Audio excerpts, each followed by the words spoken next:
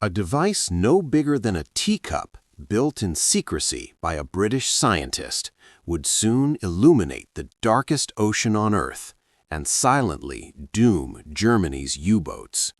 For years, the Atlantic Ocean had been a battlefield without mercy. Waves that once carried trade and travelers had turned into cold graves for thousands of sailors. Every convoy that left North America carried more than cargo. It carried Britain's hope for survival.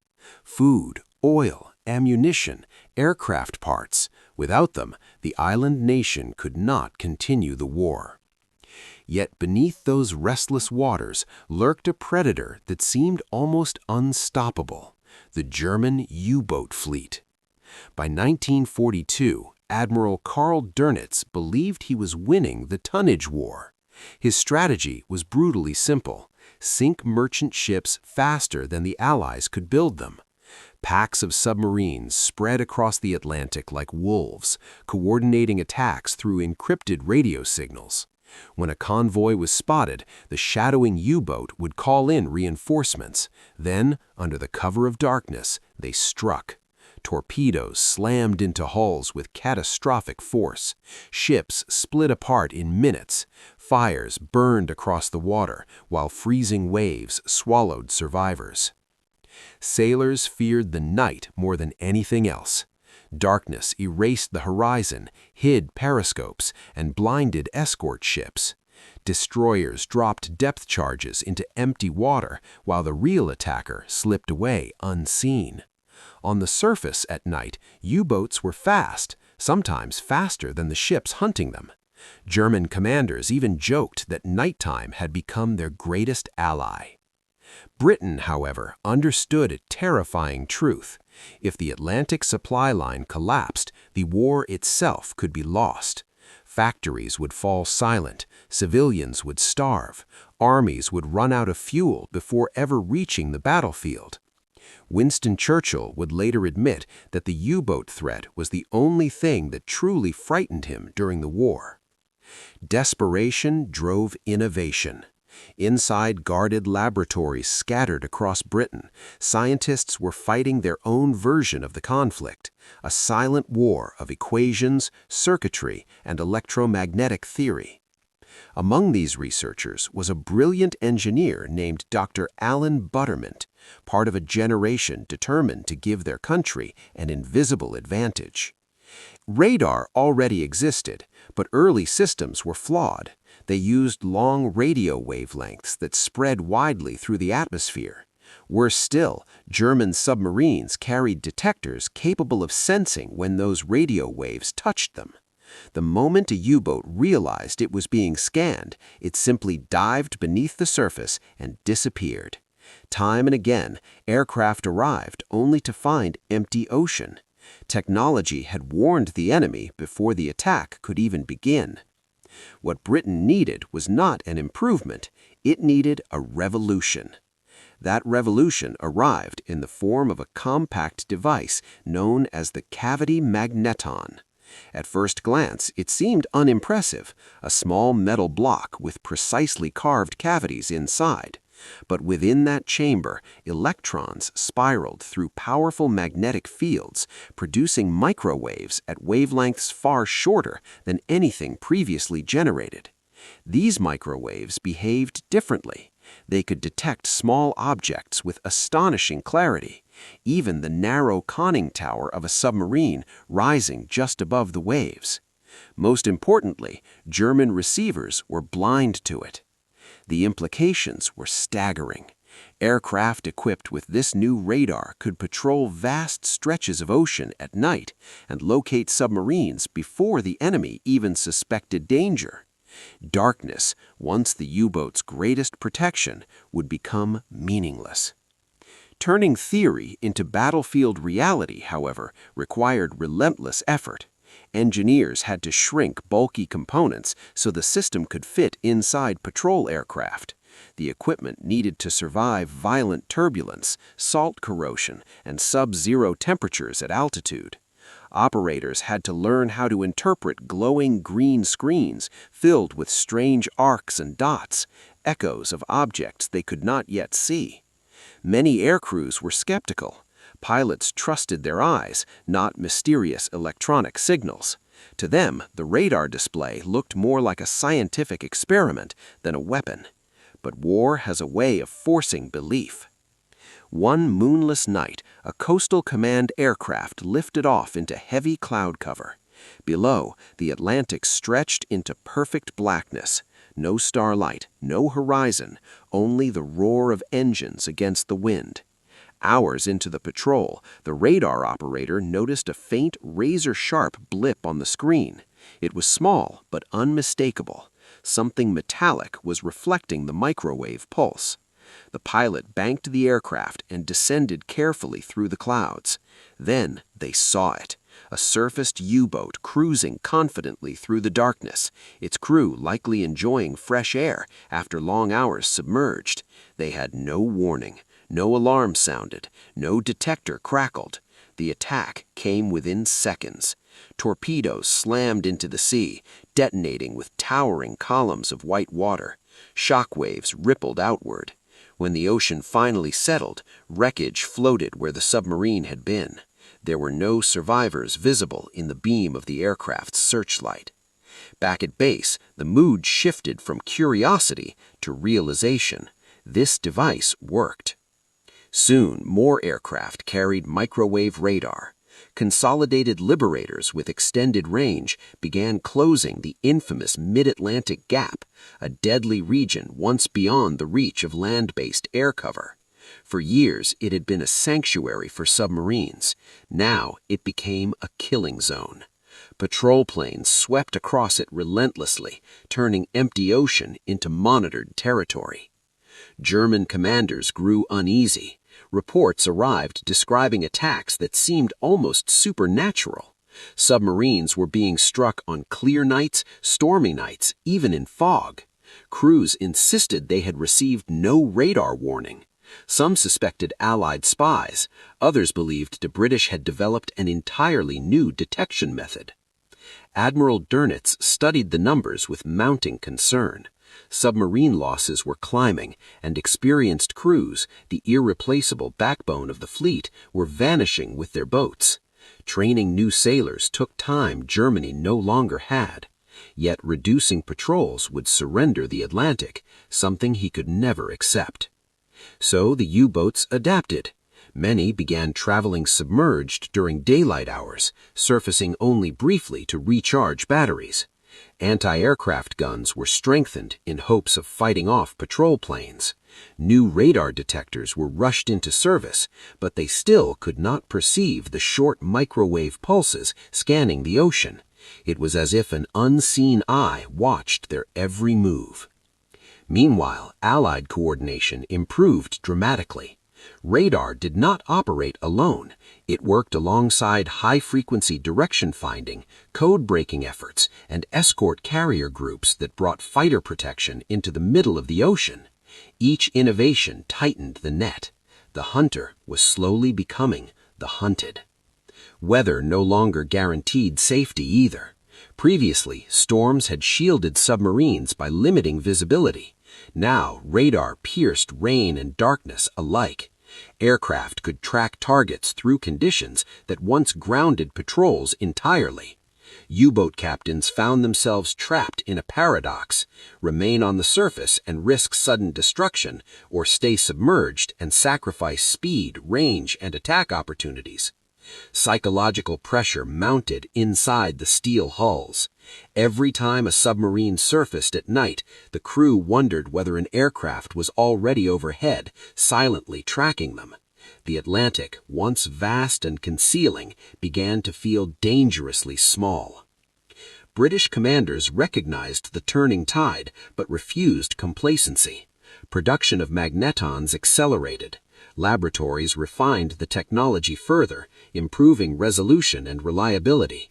What had begun as an experimental breakthrough was rapidly becoming standard equipment, a quiet industrial triumph fueling battlefield success. Few civilians understood the significance. Newspapers spoke of convoy victories and reduced sinkings, but the true reason remained classified. Somewhere in Britain, guarded by secrecy laws and wartime silence, scientists continued perfecting the invisible shield that protected the lifeline across the ocean. By early 1943, the transformation was undeniable. Convoys were surviving at higher rates.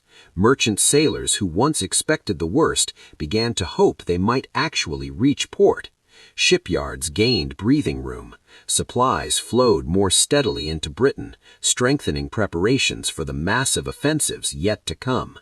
And at the heart of this reversal stood that small device, born from theory, engineered under pressure, and deployed just in time. It did not roar like a battleship gun or explode like a torpedo. Instead, it whispered electromagnetic pulses into the night and listened for the echoes of steel.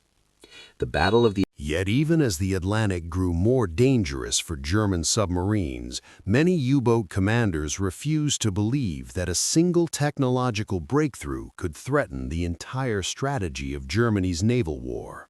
Pride ran deep within the submarine arm. For years they had operated as an elite force, disciplined, lethal, and feared across every shipping lane.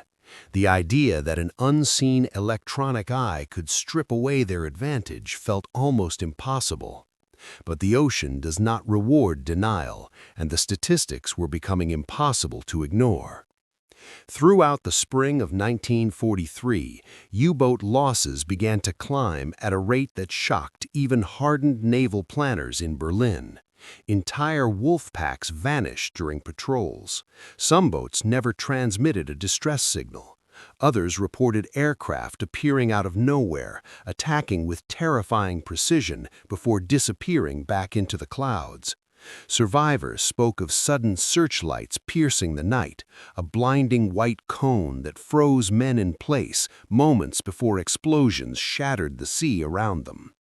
To crews accustomed to striking unseen, the experience was profoundly unsettling.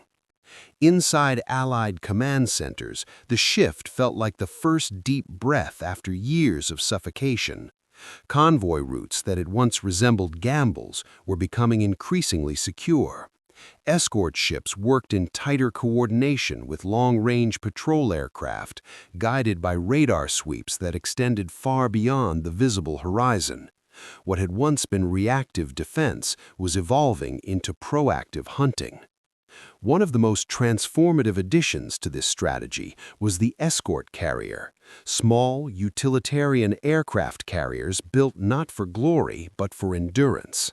Unlike the massive fleet carriers of the Pacific, these ships existed for one purpose: to protect convoys. From their compact flight decks rose fighters and anti-submarine aircraft equipped with the very microwave radar that had begun reshaping the war. Suddenly, there were very few places left where a submarine could surface safely. German crews adapted as best they could. New orders encouraged longer submerged travel, though this came at a severe cost. Batteries drained quickly underwater, forcing submarines to move slowly and limiting their ability to intercept fast convoys. The once aggressive wolfpack tactics began to falter. Boats that traveled submerged struggled to coordinate attacks, while those that surfaced risked immediate detection. Fatigue also became an invisible enemy. Inside a submerged U-boat were already oppressive: stale air, rising carbon dioxide levels, condensation dripping from pipes, and the constant mechanical hum of electric motors. Extended dives pushed both machinery and men to their limits. Headaches, anxiety, and exhaustion crept through the narrow compartments. War beneath the waves had always demanded endurance. Now it demanded something closer to psychological survival. German engineers scrambled for solutions. Radar warning receivers were upgraded repeatedly, but they still lagged behind Allied innovation. Some submarines were fitted with heavier anti-aircraft batteries in hopes of fighting off patrol planes on the surface. Some early encounters even suggested that determined gun crews might drive aircraft away. Yet such victories were rare and costly. Aircraft could attack from angles difficult to track, and the moment a submarine focused on aerial defense, it sacrificed the ability to dive quickly. Many boats that attempted to stand their ground never returned. Meanwhile, Allied scientists continued refining their tools. Radar displays grew sharper, allowing operators to distinguish between waves and solid objects with increasing confidence. Crews trained relentlessly, learning how to interpret the smallest anomaly on their screens. Experience transformed uncertainty into instinct. Operators who once hesitated now called out contacts with calm authority, guiding pilots directly toward targets invisible to the naked eye. But radar alone did not win the Atlantic. Intelligence played a decisive role as well. Codebreakers working in utmost secrecy chipped away at German communications, providing convoy commanders with precious warnings about Wolfpack positions. When combined with radar patrols, this information allowed the Allies not merely to defend, but to avoid danger altogether, steering merchant ships around lurking submarines. For the first time, the vast ocean was beginning to feel mapped, measured, and understood. May 1943 would later be remembered by German submariners as Black May. In a single month, the U-boat arm suffered catastrophic losses. Dozens of submarines were destroyed, many with all hands aboard. The numbers forced even Admiral Dönitz to confront a grim reality. Continuing operations at that pace would annihilate his fleet. Reluctantly, he ordered many boats withdrawn from the North Atlantic. It was not a surrender, but it was an admission that the balance of power had shifted. Across Britain, few celebrations were public. The struggle remained deadly, and secrecy still cloaked the technologies responsible. Yet among naval planners and air crews, there was a quiet recognition that the tide had turned. Shipyards increased production. American industry poured out Liberty ships faster than Germany could sink them. Supplies surged toward Europe, feeding not only Britain but the growing Allied armies preparing for the liberation of the continent. For merchant sailors, the difference felt almost miraculous. Voyages that once seemed like near-suicidal missions gradually became survivable. Though danger never vanished, hope replaced the constant expectation of disaster. Every successful crossing carried tanks, aircraft, fuel, and soldiers, the material foundation of future offensives that would one day storm the beaches of Normandy. German submariners sensed the change as well, though from the opposite side of fate. Patrol reports grew more cautious. Commanders who once hunted aggressively now spoke of evasion and survival. The psychological aura of dominance, so carefully cultivated during the early years, began to erode. War is fought not only with weapons but with belief, and belief within the U-boat arm was quietly fracturing. Still, Germany searched desperately for a technological counterstroke. Advanced submarine designs promised greater underwater speed. The snorkel device allowed diesel engines to run while submerged, reducing the need to surface. On paper, these innovations offered hope, but development came too late, and Allied pressure left little room to deploy them effectively. By the time newer boats entered service, the strategic window had largely closed.